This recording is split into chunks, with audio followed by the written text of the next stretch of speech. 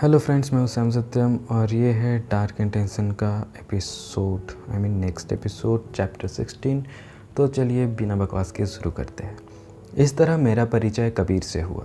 Spain के एक ईसाई संत और कवि हुए, saint John of the Cross. उनकी कविता है ला नाचे ऑस्कुरा देल अल्मा, यानी dark night of the soul. मैंने अपने सामने बैठे कबीर को बताया, लेकिन इसका मतलब क्या है? कबीर डार्क नाइट का अर्थ जानने को विचलित था। डार्क नाइट एक मानसिक या आध्यात्मिक संकट होता है जिसमें मनुष्य के मन में जीवन और अस्तित्व पर प्रश्न उठते हैं। जीवन जैसा है उसके उसे कोई मायने नहीं दिखते। जीवन को उसने जो भी अर्थ दिए होते वे टूटकर बिखर जाते हैं। जीवन उसे निरर्थक लगने लगता है। मैंने कबीर को डार्क नाइट का अर्थ समझाया और मैं इस डार्क नाइट से गुजर रहा हूँ। संभव है डिप्रेशन एक शारीरिक बीमारी है जिसका क्लिनिक ट्रीटमेंट ज़रूरी है, मगर शरीर मन और आत्मा से जुदा नहीं है। मन और आत्मा का संकट ही शारीरिक बीमारी पैदा करती है। आप इसमें मेरे क्या मदद कर सकते हैं? कबीर मुझसे कई उम्मीदें लेकर आया था, उतनी ही जितनी कि तुम स्वयं अपनी मदद करना चाहो। सुना है आपके हाथों में जादू है, आप अपने हाथों से छूकर कुंडलिनी जगा देते हैं। कबीर की आंखों में आश्चर्य और उम्मीद की मिली जुली तस्वीर थी। हर सुनी सुनाई बात पर विश्वास नहीं करनी चाहिए, मैंने मुस्कुराकर जवाब दिया। खैर, पहले तुम अपनी बात कहो, मैं तुम्हारी पूरी कहानी सुनना चाहता हूँ। अब तक तुम्हारी जो भी प्रॉब्लम्स रही है, जो भी बातें जिन्होंने तुम्हें पीड़ा दी है, परेशान किया है। कबीर ने मुझे अपनी पूरी कहानी सुनाई। मैं किसी लड़के का प्रेम पाना चाहता था, मगर प्रेम तो बस एक शब्द था जिसे मैंने ठीक से समझा या जाना ही नहीं था। तो फिर वह क्या था जिसे मैं पाना चाहता था? क्या टीना के बदन से लगकर जो सुख मिला था मैं उसे पाना चाहता था? यदि वैसा ही था तो उससे घबराकर मैं भाग क्यों आया था? क्या हिकमा के साथ मैं जो उमंग मुझे हासिल होती थी मैं उसे पाना चाहता था? मगर हिकमा के साथ होते हुए भी मैं टीना की मुस्कान क्यों खींच रहा था? एक पहेली सी थी टीना की मुस्कान, जिसे मैं कभी समझ नहीं पाया। नेहा के साथ भी एक पहेली ही था। नेहा के साथ रहकर भी मैं कभी उसे अपने करीब महसूस नहीं कर पाया। उस रात जब नेहा नशे में थी, मैं चाहता तो पूरी रात नेहा के बाहों में समेटे रह सकता था, जी भर के उसके बदन को महसूस कर सकता था। मगर मैं सिर्फ उसका बदन नहीं चाहता था, मैं पूरी नेहा चाहता था। पर जब पूरी नेहा मेरे सामने टूटकर बिखर रही थी तो भी मैं क्यों नहीं समेट पाया? अगर उस वक्त मैं बाहें फैलाता तो नेहा उसमें सिमट आती, मगर मैं नहीं कर पाया। आखिर क्यों? कहते हुए कबीर की पीड़ा उसकी आंखों से बह निकली। मैं थोड़ी देर कबीर के चेहरे को देखता रहा।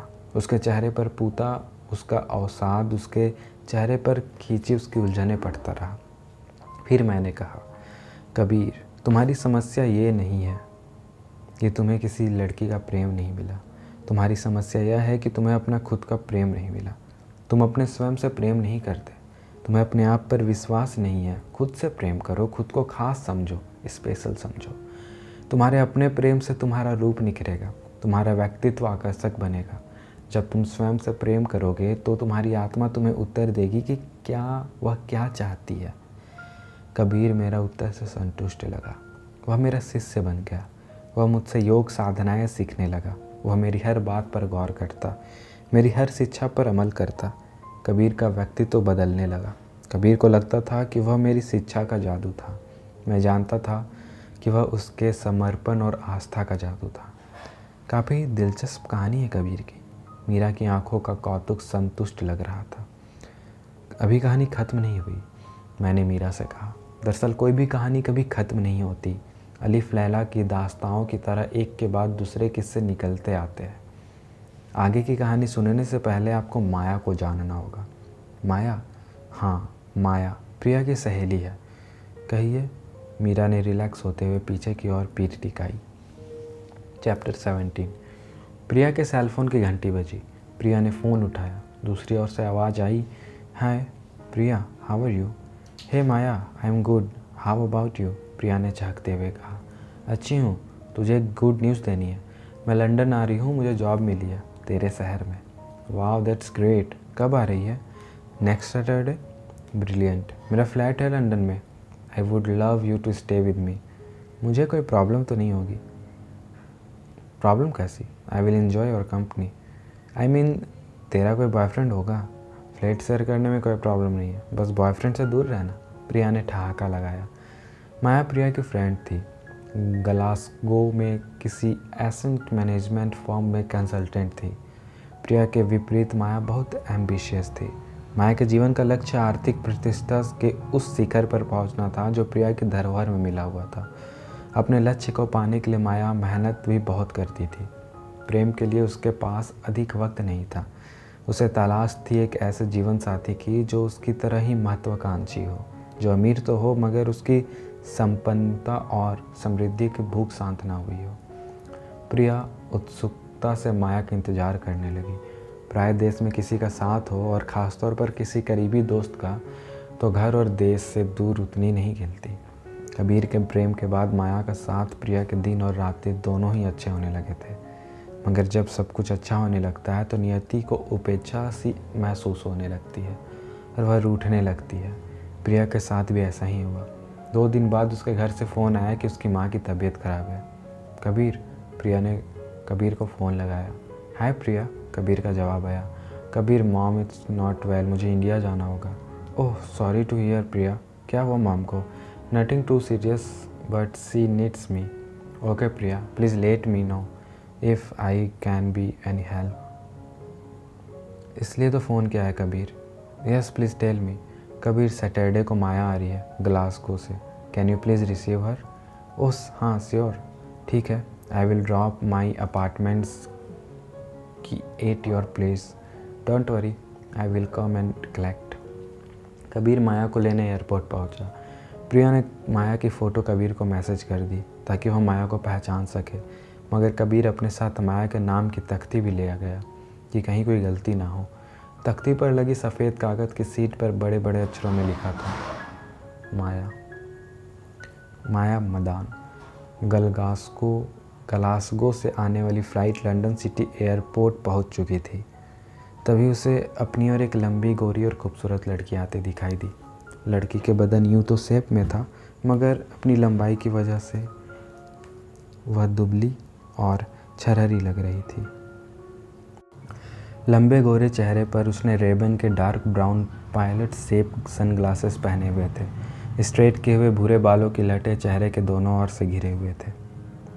सनग्लास और बालों के घेर से झांकते चेहरे को पहचानना आसान नहीं था, फिर भी कबीर को वह माया ही लगी। भूरे रंग के blue boot cut crop trouser के ऊपर उसने डस्की पिंक कलर की बॉक्सी टॉप पहना था। गले में गहरे रंग की पॉपी प्रिंट फ्लोरल स्कार्फ और पैरों में ब्राउन फ्लैट स्लाइड्स। कुल मिलाकर उसका पहनावा काफ़ी स्टाइलिश और व्यक्तित्व काफ़ी आकर्षक था। सैंडलवुड कलर की ट्रॉली सूटकेस को खींचते उसकी सुडल चाल से ऊर्जा की एक लपट से उठती दिख रही थी, जो बिखेरने से कहीं ज़्यादा समेटने की चाहत रखती मालूम हो रही थी। हाय माया, कबीर के पास पहुंचकर माया ने तपाक से अपना दाहिना हाथ बढ़ाया। हाय कबीर, माया से हाथ मिलाते हुए कबीर ने मुस्कुराकर कहा। सॉरी, प्रिया को अचानक इंडिया जाना पड़ा इसलिए। आई नो, प्रिया ने मुझे बताया। कबीर का वाक्य पूरा होने से पहले ही माया ने कहा, ओके लेट्स गो, यह सूटकेस मुझे दे दो। कबीर ने माया के हाथ में थमे सूटकेस की ओर इशारा किया। No please don't worry, I am fine to carry this, Maya ने बेझिझक कहा। But I don't feel fine with this, आप इस शहर में हमारी मेहमान हैं। कबीर ने सूटकेस थामने के लिए हाथ आगे बढ़ाया। माया ने सूटकेस पर अपनी पकड़ ढीली करते हुए उसे कबीर के हाथों में जाने दिया। सफ़र कैसा रहा? शॉर्ट स्टे कार पार्क की ओर बढ़ते हुए कबीर ने पूछा। 1.5 घंटे का सफ़र था, एक मैगज़ीन पढ़ते हुए कट गया। ओह, किस तरह की मैगज़ीन पढ़ती आप? बिजनेस। कबीर की रुचि बिजनेस में कम ही थी, इसलिए उसने आगे उस टॉपिक पर कोई बात नहीं की। प्लीज़ कम इन, प्रिया के अपार्टमेंट का दरवाज़ा खोलते हुए कबीर ने माया से कहा। प्रिया 10-12 दिन में लौट आएगी, तब तक यह अपार्टमेंट सिर्फ आपके हवाले है। Nice apartment. आप कहाँ रहते हैं कबीर? माया ने करीने से सजे लाउंज पर नज़र फेरते हुए कहा।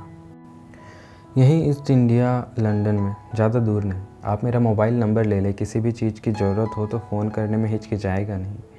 थैंक्स, कबीर का मोबाइल नंबर नोट करते हुए माया ने कहा। आज शाम का क्या प्लान है? अगर फ्री हो तो बाहर डिनर पर चले। आइडिया बुरा नहीं है, वैसे भी आज डिनर करने मुझे बाहर ही जाना होगा और इस इलाके को मैं अच्छे से जानती भी नहीं हूँ। ठीक है, मैं आपको 7 बजे पिक कर लूँगा। कबीर माया को उसी रेस्टोरेंट में ले गया जहाँ वह प्रिया को ले गया था। उसी डीम लाइट में माया का चेहरा भी प्रिया के चेहरे की तरह चमक रहा था, मगर प्रिया के चेहरे पर एक शीतल आभा थी, स्ट्रिप क्लब की नीली नसीली रोशनी की तरह, जबकि माया के चेहरे से एक आँच सी उठती लग रही थी। आपकी जॉब कहाँ है? कबीर चाहकर भी अपनी आंखों को उस आँच से बचा नहीं पा रहा था। यहीं सिटी में इन्वेस्टमेंट फर्म है। वाह, जॉब काफ़ी चैलेंजिंग होगी। I like challenges. माया की आंखों में एक चमक सी कौंधी। आप क्या करते हो कबीर? फ़िलहाल तो कुछ नहीं, कबीर ने बेफिक्री से कहा। क्या आप कोई जॉब नहीं करते? माया चौंक उठी। नहीं, कबीर की बेफिक्री कायम रही। आपकी क्वालिफ़िकेशन क्या है? कंप्यूटर साइंस में पोस्ट ग्रेड किया है। फिर भी कोई जॉब नहीं कर रहा है? हमारी फर्म को कंप्यूटर इंजीनियर्स की ज़रूरत रहती है। आप कहें तो मैं आपके लिए बात करूं? थैंक्स, मगर अभी मेरा जॉब करने का कोई इरादा नहीं है, कबीर ने विनम्रता से कहा। आप करना क्या चाहते हैं अपनी ज़िंदगी में? माया की आवाज़ आश्चर्य में डूबी हुई थी। उड़ना चाहता हूँ, कबीर ने एक मासूम मुस्कान बिखेरी। पायलट बनना चाहते हो? ओहो, चील की तरह उड़ना चाहता हूँ, पंख फैलाकर ऊंचे खुले आसमान में। सच कहूँ तो आप मुझे किसी बड़े बाप के बिगड़े औलाद लग रहे हो। माया के स्वर में मजाक था या व्यंग, कबीर ठीक से समझ नहीं पाया। बड़ा बाप ही क्यों, बड़ी माँ क्यों नहीं? कबीर ने भी कुछ उसी अंदाज में पूछा। वाजिब सवाल है, मगर कहावत तो यही है, इसे ही तो बदलना है। जब आपके बच्चे हो जाए तो उन्हें बिगड़कर नई कहावत बनाएंगे, कबीर ने ठहाका लगाया। मैं बच्चे नहीं चाहती। क्यों? कबीर ने चौंकते हुए पूछा। मुझे ज़िंदगी में बहुत कुछ हासिल करना है, बच्चों की परवरिश के लिए मेरे पास वक्त नहीं रहेगा। कबीर ने आगे कुछ नहीं कहा। उसे माया में वह नेहा दिखाई दी जिसने अपने डैड की बात मान ली थी और सफलता और समृद्धि की राह पर अपनी ज़िंदगी की फरारी सरपट दौड़ा दी थी। नेहा भी रेस ट्रैक पर थी, मगर बेमन से। उसकी नज़रें मंजिल पर नहीं थी। उसे तो पता भी नहीं था कि उसे जाना कहाँ है, मगर माया अपनी मंजिल जानती थी। क्या माया अपनी मंजिल तक पहुंच पाएगी?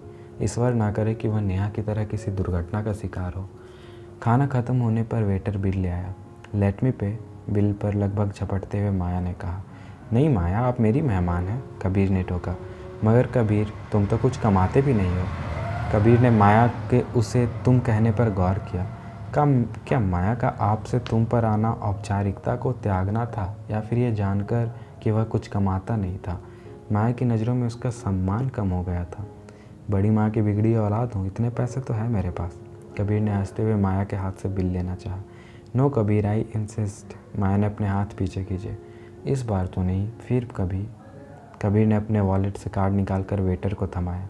Please charge the amount on my card. उसके बाद लगभग 1 सप्ताह कबीर और माया की बातचीत या मिलना न हुआ। माया ने नई जॉब में कड़ी मेहनत कर रही थी, सीनियर मैनेजमेंट में इम्प्रेशन की गहरी जड़ें जमाने और उस पर सफलता के विशाल वृक्ष के विस्तार का कामना में। अगले रविवार कबीर ने सुबह सुबह माया को फ़ोन किया। Hi Maya, how are you? I am fine Kabir, how about you? Maya ने जवाब दिया। आई एम गुड। प्रिया का फ़ोन आया था, उसकी मॉम की तबीयत अभी भी ठीक नहीं है, उसे कुछ और भी समय लगेगा आने में, मगर वह मुझसे नाराज़ है कि मैं तुम्हें वक्त नहीं दे रहा हूँ। Don't say this Kabir, it's me who is busy. Maya ने विनम्र स्वर में कहा। आज अगर फ्री हो तो तुम्हें लंदन घुमाया जाए? थैंक्स कबीर, हाँ आज फ्री हूँ। Okay, I will come in bit. आसमान साफ था, धूप खिली हुई थी और हवा गुनगुनी थी। माया के साथ कबीर पिकाडिली सर्कस पहुँची थी। पिकाडिली सर्कस किन्हीं करतब दिखाने वाले जानवरों और आदमियों का सर्कस नहीं। पिकाडिली सर्कस में सर्कस का अर्थ है चौक या चौराहों पर। फिर भी पिकाडिली सर्कस ने दर्शकों के भीड़ के घेरे कोई न कोई करतब दिखाते कुछ लोग अक्सर मिल जाते हैं। पिकाडिली सर्कस उस पिकाडिली मार्ग पर बना है जिसके बारे में चार्ल्स डिकेंस ने डिकेंस डिक्शनरी ऑफ लंदन में लिखा है। पिकाडिली वह एकमात्र विशाल मार्ग है जिसकी तुलना लंदन इतराकर पेरिस के मार्गों से कर सकती है। उस दिन भी पिकाडिली सर्कस उतना ही व्यस्त था जितना किसी भी अन्य दिन होता है। माया और Kabir Piccadilly circus metro station से बाहर निकले। सामने सेफ्ट सबरी एवेन्यू और ग्लास हाउस स्ट्रीट के मोड़ पर बनी इमारत पर लगे बड़े बड़े बिलबोर्ड्स पर नियॉन लाइटें चमक रही थी। पास ही कहीं कोई भीड़ से घिरा साइकिल पर करतब दिखा रहा था। अचानक माया की नज़र हाथों में मैप लिए बारीकी से कुछ तलाशते हुए बच्चों के कुछ समूह पर गई। ये बच्चे क्या ढूंढ रहे हैं? माया ने कबीर से पूछा। ये ट्रेजर हंट खेल रहे हैं, खजाने की तलाश में। खजाना? हाँ, ये एक खेल है। इनमें मैप के साथ कुछ क्लू दिए जाते हैं जिनके सहारे इन्हें खजाने तक पहुंचा होता है। तुम खेलना पसंद करोगी? अब इस उम्र में क्या ये बच्चों का खेल खेलेगी? माया ने रुचि जताई। बड़े होकर हमारी दुनिया कितनी छोटी हो जाती है ना माया। बचपन में हमारा सपना होता है कि घोड़े पर सवार होकर कहीं दूर किसी खजाने की खोज में निकल पड़े, किसी मायावी संसार में पहुँचे, किसी तिलिस्म के तोड़े, किसी ड्रैगन से लड़े। बड़े होकर ये सारे सपने पता नहीं कहाँ चले जाते हैं। बड़े होकर हम प्रैक्टिकल हो जाते हैं और इन किस्से कहानियों की बातों पर विश्वास करना बंद कर देते हैं। मैं अब भी किस्से कहानियों में यकीन रखता हूँ माया।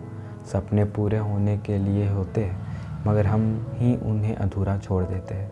किस्से कहानियाँ हमें सिर्फ यही नहीं बताते कि ड्रैगन होते हैं, वे हमें ये भी बताते हैं कि ड्रैगन से लड़कर उसे हराया भी जा सकता है। फ़िलहाल तो तुम्हें ये मुंगेरी लाल के हसीन सपने छोड़कर कुछ काम करने की ज़रूरत है। बिना कुछ किए कोई सपना सच नहीं होता। माया ने हंसते हुए कहा। माया के चेहरे पर दर्प था। कबीर को उसमें लूसी के गुरूर की झलक दिखाई दे रही थी। पिकाडिली सर्कस के बाद माया और कबीर टावर ऑफ लंदन के करीब थेम्स नदी पर बने टावर ब्रिज पहुँचे। खूबसूरत टावर ब्रिज के नीचे बहते थेम्स के पारदर्शी प्रवाह को देखते हुए कबीर ने कहा, माया पता है, ये थेम्स नदी को फादर थेम्स कहते हैं, जबकि हमारे भारत में नदियों को माँ कहा जाता है। हम लोग नदियों को माँ कहकर भी उन्हें साफ़ तक नहीं रखते, जबकि ये लोग फादर कहकर भी नदियों को कितना साफ़ और खूबसूरत बना कर रखते हैं।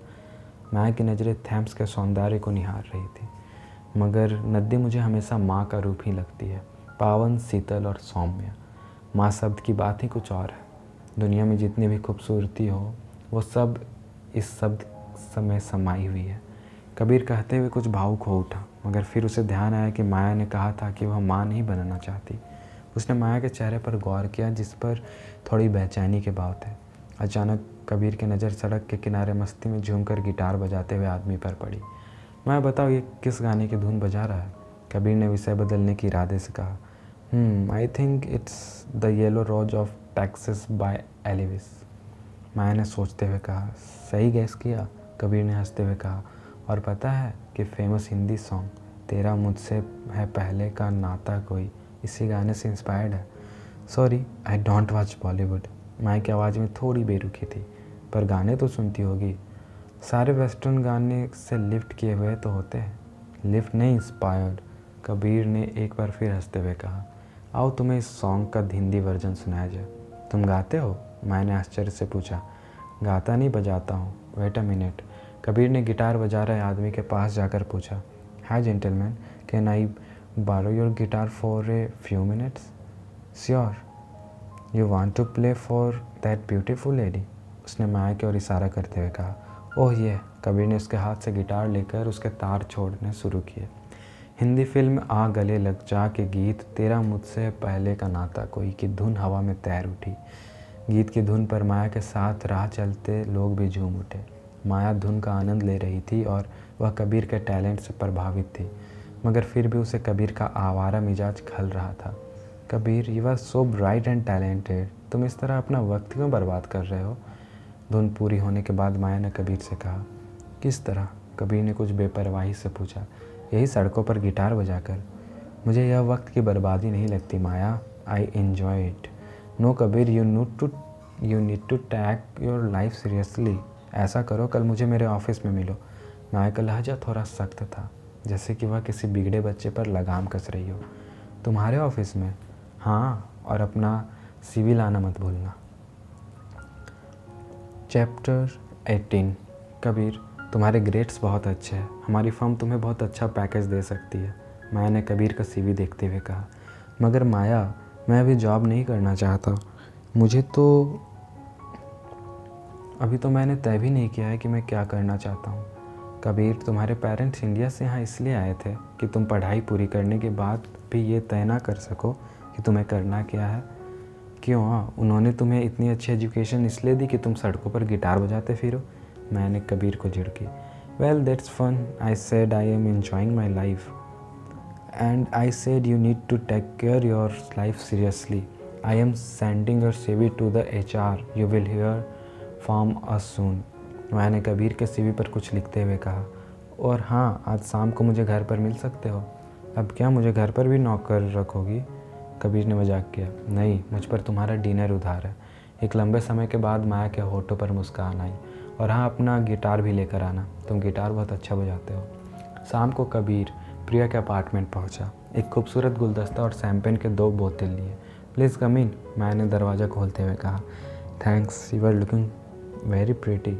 कबीर ने गुलदस्ता माया के हाथों में दिया और उसके बाएं गाल पर अपना बायां गाल मिलाया। Thanks Kabir, please have a seat. Kabir ने सोफे पर बैठते हुए अपनी नज़र लिविंग रूम में घुमाई। उसे आश्चर्य हुआ कि लिविंग रूम की सजावट बिल्कुल वैसी ही थी जैसे कि प्रिया छोड़ गई थी। फूलदानों में रखे फूल भी नहीं बदले गए थे, जो अब कुछ मुरझाने भी लगे थे। पिछले 1 हफ्ते से वहाँ रह रही माया ने फ्लैट को सजावट में अपनी कोई पसंद या अपना कोई किरदार नहीं जोड़ा था। माया 1 हफ्ते बाद भी यह फ्लैट प्रिया के फ्लैट की लग रही है। ऐसा लग ही नहीं रहा कि यहाँ कोई माया भी रहती है। कबीर ने थोड़ी शिकायती अंदाज में कहा। यह प्रिया का ही फ्लैट है, मैं तो बस मेहमान हूँ यहाँ। हाँ, मगर मेहमान की भी तो अपनी कोई पसंद होती है। जिस घर में माया रह रही हो, उसे देखकर माया के बारे में भी तो कुछ पता चले। क्या जानना चाहते हो मेरे बारे में? बहुत कुछ। फ़िलहाल तो मैं उस माया को जानना चाहता हूँ जो प्रोफेशनल है, बॉसी है, जिसे सक्सेस, मनी और पावर पसंद है। मगर वह माया कैसी है जो घर पर रहती है? उसे क्या पसंद है? उसे कौन सा रंग पसंद है, कौन से फूल पसंद है, कैसी तस्वीरें पसंद है, कैसा म्यूजिक पसंद है? वह माया कितनी रोमांटिक है? उसे लड़के कैसे पसंद है? कबीर, मैंने आंखों के इशारे से कबीर को झिड़का।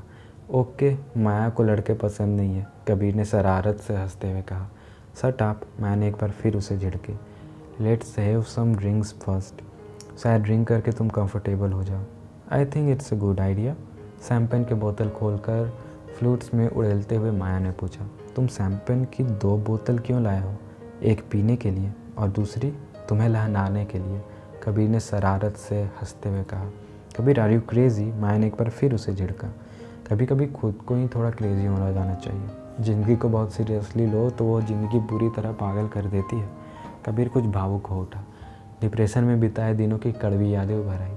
कबीर, तुम जानना चाहते थे मुझे क्या पसंद है? मैंने कबीर को भावुक चेहरे पर गौर कर विषय बदलने का इरादा कहा। हाँ बताओ, तुम्हें क्या पसंद है? माया का वाक्य कबीर को उसकी कड़वी यादों से बाहर निकाल रहा है। मुझे स्पीड पसंद है। कहाँ जाओगे इतनी स्पीड से? तुम्हें अपनी मंजिल तक पहुँचाने की इतनी जल्दी क्यों है? जल्दी नहीं है कबीर, यह ज़रूरी नहीं कि स्पीड कहीं पहुँचने की जल्दी में ही हो। स्पीड का अपना थ्रिल होता है। स्पीड में मज़ा आने लगे तो खुद स्पीड ही मंजिल बन जाती है। तो फिर चलो देखें तुम्हें कितनी स्पीड पसंद है। मतलब ड्राइव पर चलते हैं अभी? हाँ। कबीर ने कार स्टार्ट की। शाम ढल चुकी थी, फिर भी ट्रैफिक कम नहीं हुआ था। उस ट्रैफिक में स्किड की कोई गुंजाइश नहीं थी। जिस शहर में ज़िंदगी की रफ्तार जितनी तेज़ हो, उसका ट्रैफिक उतना ही स्लो होता है। कबीर ने अगले जंक्शन के ट्रैफिक लाइट्स पर कार को ब्रेक लगाते हुए कहा। कबीर, मुझे पता नहीं था तुम फ़िलासफ़र भी हो। माया ने हंसते हुए कहा। माया, मैंने किसी से कहा था कि अगर इंजीनियर नहीं बन पाया तो फ़िलासफ़र बन जाऊंगा। कबीर को नेहा की याद आ गई। मगर अब तो तुम इंजीनियर बन चुके हो। मैंने इंजीनियरिंग की पढ़ाई की है, कबीर ने एक बार फिर नेहा को याद करते हुए कहा। और तुम मुझे जॉब करा के इंजीनियर बनाने पर तुली हुई हो। फ़िलासफ़ी से ज़िंदगी नहीं चलती, मगर ज़िंदगी चलकर पहुँचे कहाँ, ये फ़िलासफ़ी ही तय करती है। फ़िलहाल तो तुम ये तय करो कि हम जा कहाँ रहे हैं। अभी तक तो मुझे कोई स्पीड महसूस नहीं हुई, मैंने हंसते हुए कहा। बस थोड़ी देर में हम मोटरवे पे हो गए। कुछ देर बाद कबीर का कार मोटरवे पर थी। कबीर ने एक्सीलरेटर पर पैर का दबाव बढ़ाया। स्पीड का काटा 70-80 होते हुए 100 मील प्रति घंटे पर पहुंच गया। बाहर हवा गुनगुनी थी, इसलिए कबीर ने कार का विंडो खोले रखा। कार हवा से बातें करने लगी और हवा का संगीत माया के कानों में गूंज उठा। माया को इस स्पीड में मज़ा आने लगा, मगर थोड़ी देर बाद उसे एहसास हुआ कि कार की स्पीड मोटरवे की स्पीड में लिमिट से बहुत अधिक है। कबीर, तुम स्पीड लिमिट से बहुत अधिक स्पीड से चल रहे हो। स्पीडिंग टिकट मिलेगा तुम्हें, माया ने कबीर को सावधान किया। यार, ये स्पीड लिमिट होती ही क्यों है? कबीर ने खींचते हुए कहा।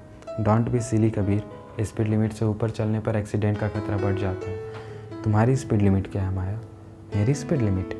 हाँ, तुम्हारी ज़िंदगी की स्पीड लिमिट। माया ने कुछ नहीं कहा। कुछ देर वह यूं ही चुपचाप बैठी रही और फिर उसने कबीर से कहा, कबीर अब वापस चलते हैं, मुझे भूख लग रही है।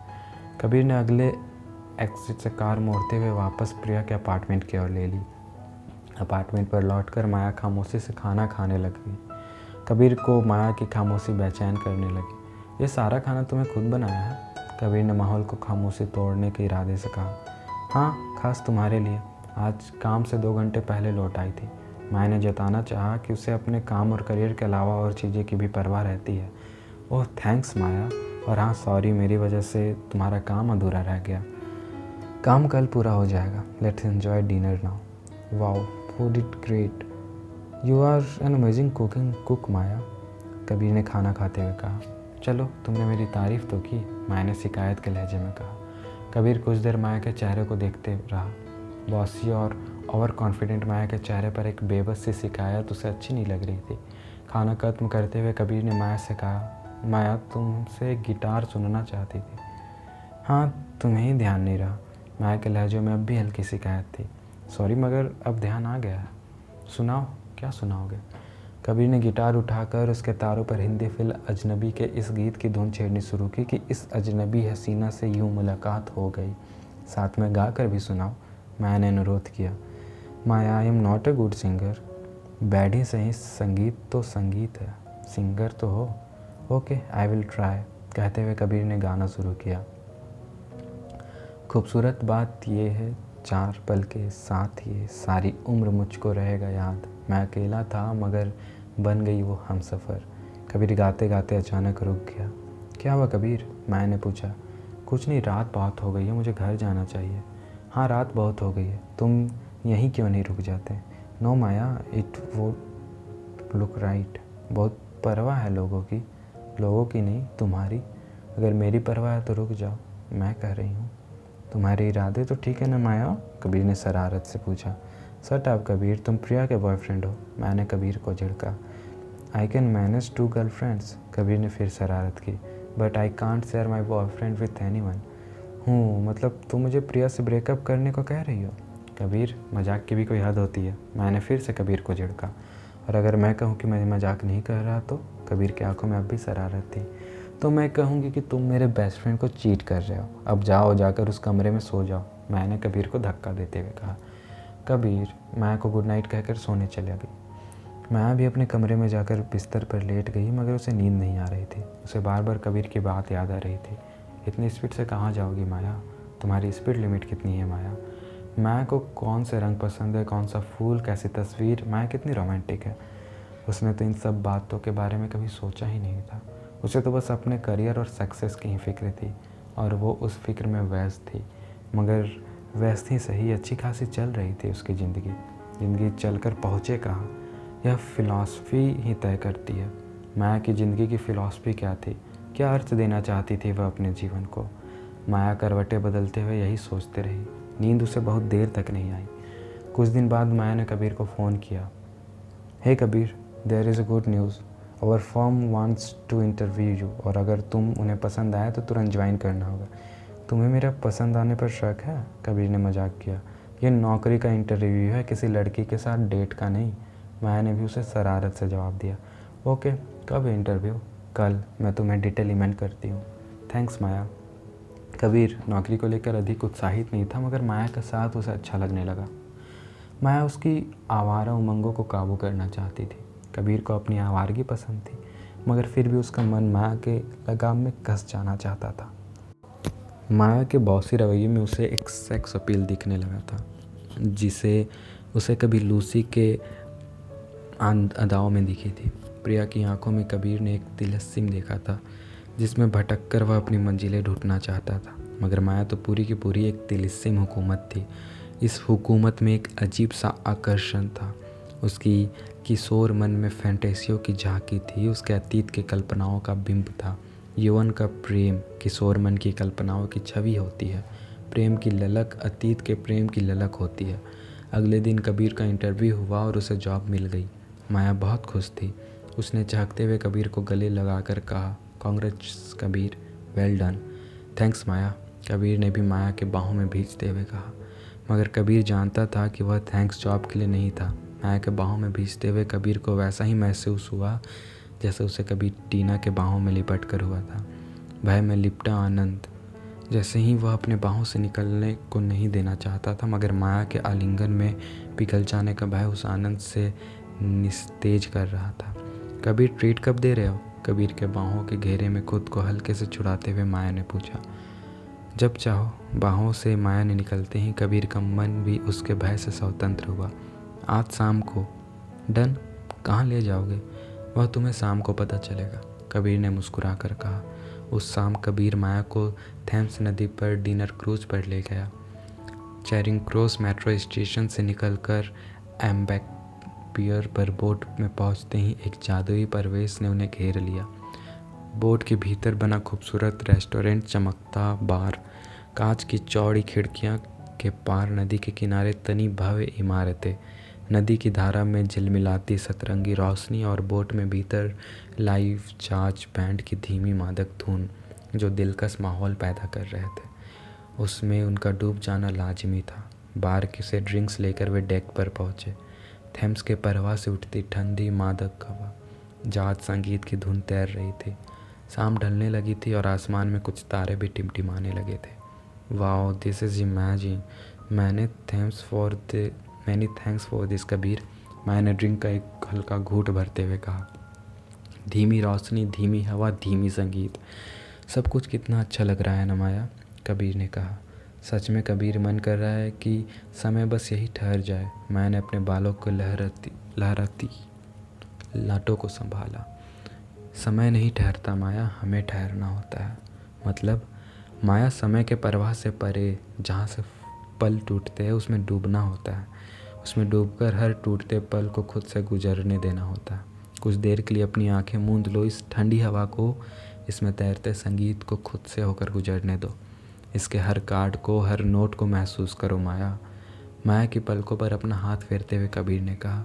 मैंने आंखें बंद कर कुछ देर के समय के प्रवाह में खुद को बेरोकटोक गुजरने दिया। ठंडी मंद हवा उसके बदन को सहलाती रही। उसमें तैरती संगीत उसकी आत्मा को भिंगाती रही। हे माया, कहाँ खो गई? कबीर ने हल्के से माया का कंधा थपथपाया। It was an amazing experience Kabir. Maya ने धीमे से आंखें खोली।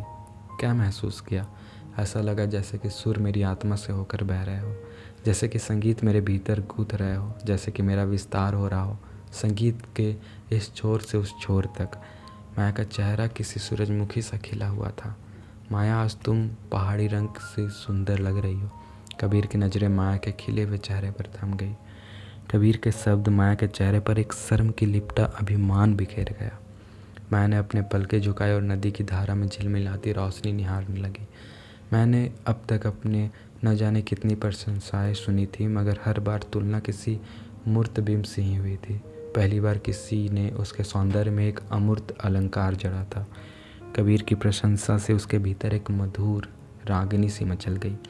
अगली शाम कबीर ने माया से कहा, माया, चलो तुम्हें किसी से मिलाता हूँ। किसी से? मेरे गुरु से। किस चीज़ के गुरु? हर चीज़ के, मेरे जीवन के गुरु। अच्छा, चलो। चैप्टर 19। इस तरह मेरी मुलाकात हुई माया से।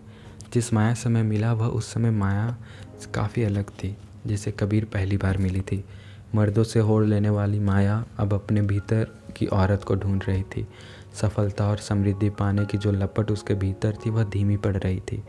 नमस्कार, मैंने माया को हाथ जोड़कर अभिवादन किया। पुरुषों से तपाक से हाथ मिलाने की आदि माया को मेरे अभिवादन के तरीके से थोड़ा आश्चर्य हुआ, मगर फिर भी उसने हाथ जोड़कर कहा, मेरा नाम माया है, मेरा नाम काम है और मेरा काम माया से मुक्ति दिलाना है। मैंने हंसते हुए कहा। हा, यू आर फनी, मैंने हंसते हुए कहा। फिर तो कबीर को आपसे दूर रहना चाहिए।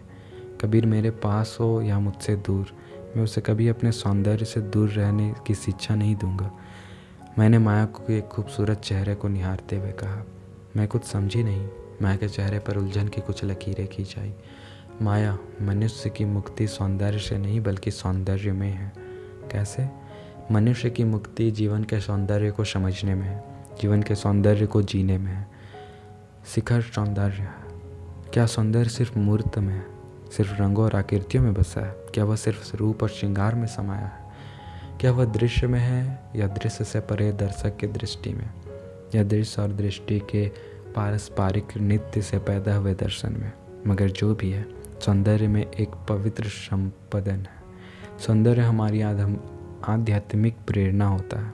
हमारे मिथकों में, पुराणों में, साहित्य में सौंदर्य किसी गाइड की तरह प्रकट होता है जो अंधेरी राहों को जगमगाता है, पेचीदा पहेलियों को सुलझाता है, भ्रांतियों की धुंध चीरता है और पथिक को कठिनाइयों के कई पड़ाव पार करता हुआ सत्य की ओर ले जाता है।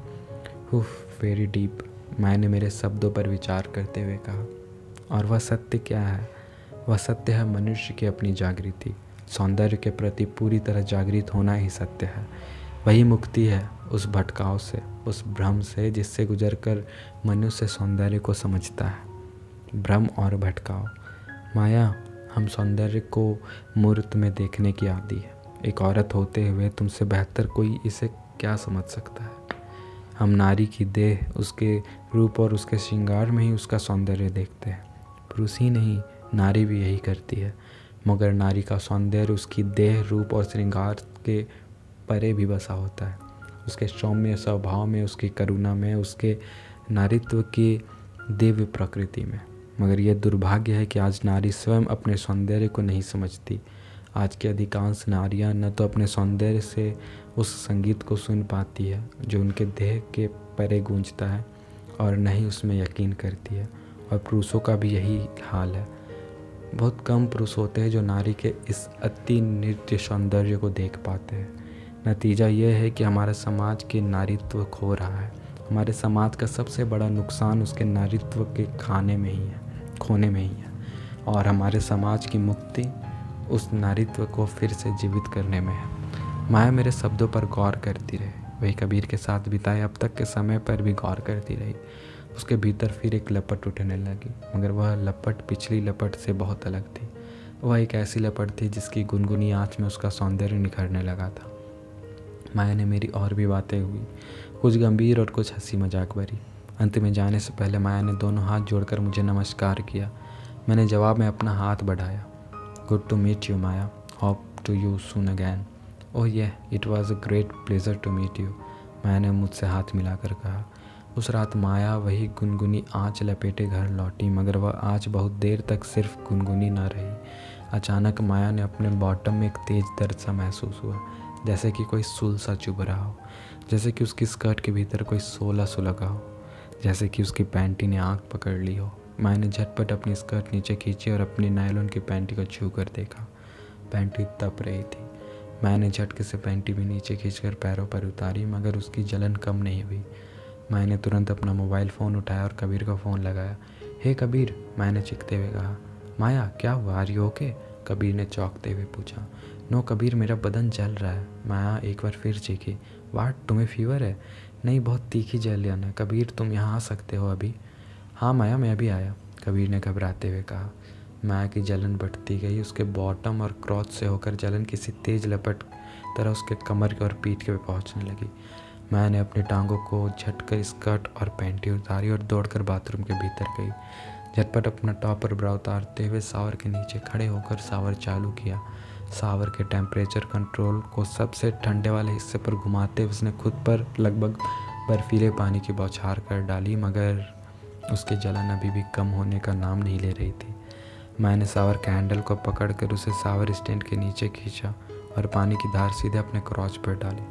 सुलगते क्रॉच पर बर्फीले ठंडे पानी की धार उसे थोड़ी राहत मिली। मैंने एक ठंडी सांस ली और पानी की धार को थोड़ा और तेज किया। थोड़ी सी राहत और मिली। माया अब बेहतर महसूस कर रही थी, मगर तभी अपार्टमेंट की डोरबेल बजी। कबीर आ चुका था। माया शावर से हटना नहीं चाहती थी, मगर कबीर के लिए दरवाज़ा खोलना भी ज़रूरी था। माया ने शावर से निकलते हुए अपने गीले बदन पर तौलिया लेपटा और दौड़कर दरवाज़ा खोला। माया, क्या हुआ? माया के गीले बदन को यूँ सिर्फ एक तौलिया में लिपटे देख कबीर के एक गुनगुनी कसक सी उठी, जैसे कि माया के बदन में उठती आँच उसके बदन तक पहुँच गई हो। कबीर, आई एम स्कर्ट कहते हुए माया कबीर से लिपट गई। माया के भीगे बदन का यूँ अचानक उससे लिपटना, कबीर इसके लिए तैयार नहीं था। उसे ऐसा लगा मानो कोई तेज लो लहराकर उसके लिपट गई हो। मैंने उसे कसकर अपनी बाहों में भींच लिया, इतनी ज़ोर से कि खुद माया की बदन तौलिया के भीतर कस गया और उसके बदन पर लिपटा तौलिया ढीला होकर नीचे सरकने लगा। मगर माया को जैसे उसकी फिक्र ही नहीं थी। उसे अचानक महसूस हुआ कि कबीर के बदन से लिपटकर उसके बदन को कुछ ठंडक मिली। उसकी जलन जाने लगी। उस वक्त माया बस वही चाहती थी, बदन की जलन से मुक्ति। मैंने अपने बदन को इतना कसा कि तौलिया खुलकर नीचे पैरों में जा गिरा। माया का बेलिबास बदन कबीर के बदन से जा सटा। माया के बदन को मिलती ठंडक कबीर के बदन को आँच देने लगी। माया का भींगा बदन कबीर से लिपटा हुआ था। माया के मुलायम अंग उसे अपने भीतर कस रहे थे। कबीर को एक बार फिर वैसा ही महसूस हुआ जैसे कभी टीना के बदन से लिपट कर हुआ था। वही आनंद, वही भय, वही कसमकस। मगर अब की बार न कबीर खुद पर काबू रख पाया और न ही माया उसे छोड़ने को तैयार हुई। कबीर ने माया की कमर पर अपनी बाहें लपेटी। माया ने अपने हाथ उसके पीठ पर सरकाते हुए उसके कंधे पर जमाए और अपनी दाईं टांग उठाकर अपनी घुटना कबीर के टांगों के बीच डालकर उसे अपनी ओर इतना खींचा कि उसके क्रॉच कबीर के प्राइवेट से जा सटा। कबीर का प्राइवेट कुछ इतना तना कि उसके दबाव से माया के क्रॉच की रही सही जलन भी जाती रही। कबीर ने माया के कुल्हों को जकड़ा और अपने होंठ उसके होठों पर रख दिए। माया के पूरे बदन में शीतलता की एक लहर सी दौड़ गई। कुछ देर के लिए माया खुद को भूल गई, जैसे कि माया और कबीर के बदन एक हो गए हो, जैसे कि माया की आत्मा का विस्तार कबीर के बदन तक हो चुका हो। मगर फिर अचानक माया को ना जाने क्या हुआ, उसने एक झटके से कबीर को धकेला। कबीर संभल नहीं पाया और पीछे काउच पर जा गिरा। माया, कबीर ने चौंकते हुए कहा। माया ने झटपट नीचे झुककर फर्श पर गिरा तौलिया उठाया और अपने बदन पर लपेटते हुए कहा, कबीर ये ठीक नहीं है। क्या माया? हम प्रिया के घर में उसके साथ ये धोखा नहीं कर सकते।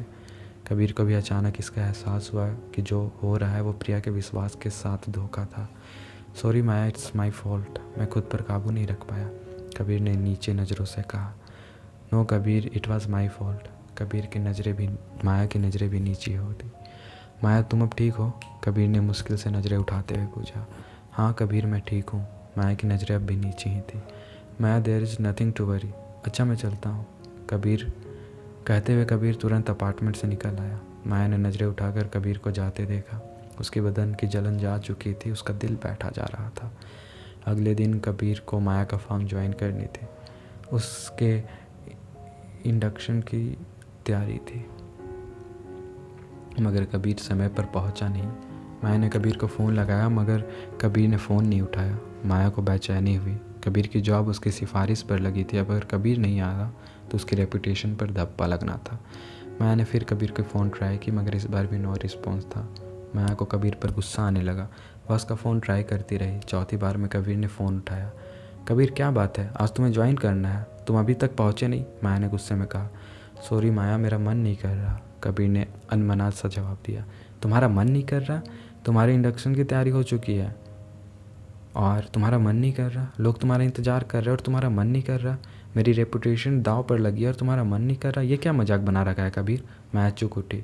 Sorry Maya, but no if and but I want you to see you here right now. 15 minute में मेरे ऑफिस पहुँचो, कहते हुए माया ने फ़ोन काटा। कबीर माया के ऑफिस पहुँचा। HR हेड मिस सेंग ने उसका वेलकम किया। Hey young man, welcome. We have been waiting for you for more than an hour. I am sorry for coming late, Kabir ने नज़रें नीचे कहते हुए कहा। कबीर, हमने आपको माया की सिफारिश पर लिया है और माया बहुत ही हार्ड वर्किंग और पंक्चुअल है। हमारी आपसे भी यही एक्सपेक्टेशन है। I will try my best, Kabir ने मिस सेंग से नज़रें मिलाते हुए कहा। यू मस्ट, मिस सेंग ने कबीर का कंधा थपथपाते हुए कहा। This is Nisha, our senior HR manager. She will be conducting your induction. Miss Singh ने पास खड़े लगभग 27-28 साल के लड़के से कबीर का परिचय कराया। हाय कबीर, निशा ने कबीर की ओर हाथ बढ़ाते हुए कहा। हाय निशा, कबीर ने निशा से हाथ मिलाया। Let's go and commence your induction, Nisha ने कुछ फाइलें थमाते हुए कहा।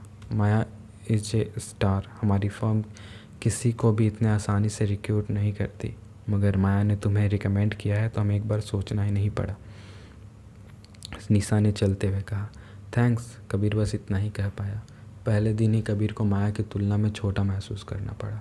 माया न सिर्फ उसकी सीनियर थी बल्कि उसने उस फर्म में अपनी अच्छी खासी रेपुटेशन भी बना रखी थी और कबीर की परेशानी ही यही थी। उसका मन उसे माया के अधीन होने को खींचता था। उसे डर था कि कहीं वह माया के आगे संपर्क न कर बैठे। कबीर ने इंडक्शन पूरा किया मगर माया से कतराता रहा। पूरे दिन उसने माया से नज़रें चुराई। अगले कुछ दिन भी यही हुआ। कबीर काम पर जाता, काम में मन लगाने की कोशिश करता मगर माया से नज़रें चुराता रहता। माया को बेचैनी हुई। माया की फर्म में लगभग हर किसी को अंदाज था कि कबीर की जॉब माया की सिफारिश से लगी थी और हर कोई ये महसूस कर रहा था कि कबीर माया से कतरा रहा था। हाय कबीर, माया कहाँ है? कबीर को ऑफिस की कैंटीन में अकेले बैठे कॉफ़ी पीते हुए निशा ने पूछा। माया बिज़ी है, कबीर ने रूखा सा जवाब दिया। इतना बिजी कि तुम्हारे साथ एक कप कॉफ़ी भी नहीं पी सकती? तो ये माया ही जाने। कबीर का जवाब अब भी रूखा था। कोई प्रॉब्लम है तुम दोनों के बीच? नहीं निशा, तुम जानती हो माया को अपना काम पसंद है। कबीर को एहसास हुआ कि वह निशा के साथ बेरुखी से बात कर रहा था। और तुम्हें माया? निशा ने मुस्कुराते हुए कहा। यह क्या कह रही हो निशा? कबीर ने निशा से आंखें चुराते हुए कहा। माया को देखकर जिस तेज़ी से तुम्हारा दिल धड़कता है उसकी आवाज़ कोई भी सुन सकता है। निशा ने एक बार फिर शरारत से मुस्कुरा कर कहा। सिवा माया के। कबीर के मुंह से अनायास निकल पड़ा। निशा मुस्कुराते हुए कबीर का शर्म से लाल हुआ चेहरा देखती रही। कबीर ने शर्मरा कर आंखें झुका ली। निशा के सामने अपने प्रेम को स्वीकार कर लेने के बाद कबीर की उलझनें और भी बढ़ गई। अब वह सिर्फ माया से नहीं बल्कि हर किसी से नज़रें चुराने लगा। इससे उसका काम भी प्रभावित होने लगा। साथ ही ऑफिस में भी यह फुसफुसाहट होने लगी कि कबीर और माया के बीच कुछ गड़बड़ है। माया का इससे परेशान होना स्वाभाविक था। एक दिन माया ने कबीर को फ़ोन किया। कबीर, मुझे हमारे प्राइम इन्वेस्टर्स की इन्वेस्टमेंट रिपोर्ट चाहिए। क्या तुम मुझे कंप्यूटर से निकाल कर दे सकते हो? यह श्योर। कबीर ने रिपोर्ट प्रिंट की और ले जाकर माया के डेस्क पर रख कर लौटने लगा। माया से नज़र उसने इस बार भी नहीं मिलाई। 1 मिनट कबीर, माया ने कहा। क्या? कबीर ने बड़ी मुश्किल से माया से नज़र मिलाई। तुम मुझे अवॉइड क्यों कर रहे हो? माया, हमारे लिए अच्छा यही कि हम दूसरे से ना मिले। क्यों ना मिले? क्या हो जाएगा मिलने से? तुम खुद पर काबू नहीं रख पाओगे, मैं खुद पर काबू नहीं रख पाऊँगी। कबीर, क्या तुम इतने भी मैच्योर नहीं हुए हो कि किसी लड़की के सामने खुद को काबू में रख सको? माया ने कबीर को झिड़का। कबीर को एक चोट सी लगी। पिछली बार कब किसने कहा था कि वह मैच्योर नहीं हुआ था? कितना पीड़ा दी थी हिकमा के उस वाक्य ने। 9 साल हो गए थे उस बात को। क्या वह अब तक मैच्योर नहीं हुआ था? Kabir, let's go to cafe, मुझे तुमसे बात करनी है, मैंने अपने चेयर से उठते हुए कहा। मैं और कबीर ऑफिस से निकलकर बाहर सड़क के मोड़ पर बने कैफ़े में गए। छोटा सा कैफ़े व्यस्त था मगर फिर भी माया ने बैठने के लिए ऐसा बूथ ढूंढ निकाला जहां आसपास कोई नहीं था। क्या लोगी? कबीर ने माया से पूछा। कबीर, तुम्हें क्या हो गया? तुम जानते हो कि मैं कैपुचिनो लेती हूँ, माया ने आश्चर्य से कहा। ओह सॉरी, कहते हुए कबीर उठा और बाहर से माया के लिए कैपुचिनो और अपने लिए लेटे कॉफ़ी ले आया। हाँ तो कहो कबीर, क्या दिक्कत है? हम इस तरह साथ बैठकर कॉफ़ी पीने में, माया ने कॉफ़ी का घूंट भरते हुए कहा। दिक्कत है माया, मगर क्या दिक्कत है? दिक्कत यह है कि तुम सिर्फ कोई भी लड़की नहीं हो, कबीर ने कुछ खींचते हुए कहा। क्या कहना चाहते हो कबीर? माया, मैं तुम्हें देखकर खुद को काबू में नहीं रख पाता। I find you it is just stable. उस रात को जो हुआ था वो अचानक नहीं हुआ था। मैं तुम्हें कबीर, उस रात मुझे क्या हुआ था? मेरे बदन क्यों जल रहा था? क्यों मुझे तुमसे लिपट कर ठंडक मिली? क्या वह तुम्हारा प्लान किया हुआ था? क्या तुम्हारे गुरु काम ने मुझ पर कोई जादू किया था? कबीर के वाक्य ख़त्म करने से पहले माया ने चौंकते हुए पूछा। नहीं माया, ऐसा कुछ नहीं है, तुम गलत समझ रही हो। तो फिर सच क्या है? सच ये है कि मैं तुमसे प्यार करता हूँ और तुम भी मुझसे प्यार करती हो। कबीर ने कॉफ़ी का मग छोड़कर माया का हाथ थामा। ये सच नहीं है कबीर, तुम प्रिया को चीट कर रहे हो। मैंने एक झटके से अपना हाथ छुड़ाया। और तुम खुद को चीट कर रही हो माया। कबीर ने माया की आंखों में झांका। Kabir, let's get back to work, मुझे बहुत काम करना है। कबीर से नज़रें चुराते हुए माया अचानक से उठ खड़ी हुई। उस विषय पर कबीर से और बात नहीं करना चाहती थी मगर ऑफिस लौटकर माया का मन नहीं लगा। वह बस यूं ही फाइलों के पन्ने उलटती पलटती रही। माया लुकिंग अपसेट, क्या हुआ? माया ने नज़र उठाकर देखा। सामने निशा थी। कुछ नहीं, बस ऐसा ही। मैंने एक फ़ाइल पर नज़र जमाते हुए व्यस्त होने का अभिनय किया। तुम्हारे और कबीर के बीच क्या चल रहा है? इतने खींचे क्यों रहते हो एक दूसरे से? निशा ने प्रश्न किया। ऐसा कुछ नहीं है Nisha, we are good friends, just friends, Nisha ने मुस्कुरा कर पूछा। उसकी मुस्कान में एक शरारत छुपी थी। क्या कहना चाहती हो निशा? हालांकि माया निशा का आज से समझ रही थी। बनो मत माया, तुम जानती हो Kabir is in love with you. How do you know? Maya ने खींचते हुए पूछा। हर कोई जानता है माया, कबीर के चेहरे पर लिखा है बड़े बड़े कैपिटल्स लेटर में, he is in love with Maya. Nisha, Maya कुछ और खींच उठी। कितना क्यूट और हैंडसम है कबीर, तुम उसे एक चांस क्यों नहीं देती? I tell you he will worship the floor you won on. Nisha ने माया के गले में बाहें डालते हुए कहा। सॉरी निशा, मेरी तबीयत कुछ ठीक नहीं लग रही। I think I should go home. Maya Nisha की बाहों में अपने गर्दन को हटाते हुए उठ खड़ी हुई। निशा उसे रोकना ठीक नहीं समझी। घर लौटकर माया कबीर और निशा की बातों पर गौर करती रही। सच यह है कि मैं तुमसे प्यार करता हूँ और तुम भी मुझसे करती हो। कबीर के चेहरे पर लिखा है बड़े बड़े कैपिटल लेटर्स में, he is in love with Maya.